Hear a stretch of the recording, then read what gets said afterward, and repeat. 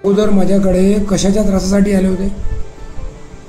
अंगावर ब्लडिंग जात होतं याच्यासाठी. बरं, तर तुम्ही माझ्याकडे जेव्हा आले त्याच्या किती दिवसांच्या अगोदर तुम्हाला जास्त ब्लिडिंग जायचं? म्हणजे मी तरी 3-4 महिने मी इकडेच तिकडे ट्राय केलं. हां, नंतर मग तुमच्याकडे. बरं. जेव्हा तुम्ही माझ्याकडे आल्या तेव्हा ब्लिडिंग किती दिवसपर्यंत राहायचं तुम्हाला? तसं ते होतं सातत्यानंच चालू. तरी किती म्हणजे कंटिन्यू राहायचं का? हो, राहायचं. पण गोळी वेळी घेतली का थोडंफार तेवढं थांबायचं, पण ते कंटिन्यू राहायचं. हो. त्यावेळेस मग तुम्ही जेव्हा डॉक्टरांकडे गेल्या, बाकीच्या सर्जनकडे, गायनेकोलॉजिस्टकडे, त्यांनी तुम्हाला काय सल्ला दिला होता?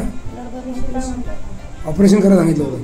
बरं, जेव्हा मग तुम्ही माझ्याकडे आल्या आणि आपण जेव्हा ट्रीटमेंट दिली तर किती दिवसांच्या ट्रीटमेंटमध्ये तुम्हाला आराम पडत गेला होता?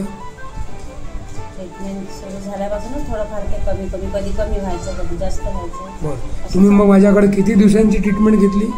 कमी जास्त 4-5 वर्ष घेतलीच. बरं, आता तो प्रॉब्लेम तुम्हाला आहे का? नाही. आता पिरियड्स पण गेले आणि तुम्हाला ऑपरेशनचं काही काम पडलेलं नाही आहे. आणि जेव्हा ट्रीटमेंट सुरू होती तेव्हा किती दिवसांमध्ये ब्लिडिंग पूर्ण कमी झालं होतं? एक अंदाजन तुमच्या?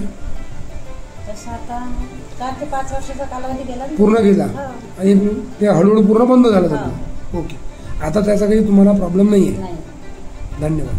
तेव्हापासून काही सोनोग्राफी वगैरे काही केलं नाही. ऑपरेशनचं पण काम नाही पडलं? नाही. ओके, धन्यवाद.